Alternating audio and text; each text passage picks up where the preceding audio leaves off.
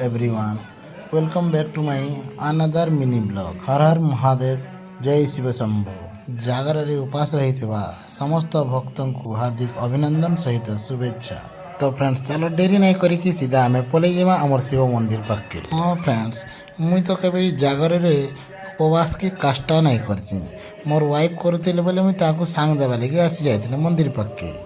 अरे भाई ये काना हो ये जागରରେ दीप लगे क्रिकेट देखा चली जे। ओहो चलो चलो ठीक अच्छे केते हेले जागर बस चुप हो क्रिकेट टे दे देखे तो बसु ये परिवेश के पशि आसिकी देखला के एंता लगुला कि सते ना मुई भी नेनो उपवास करी पकेती हेले काଣା करबो सकालू पेटे तो ठुकी साइलिन।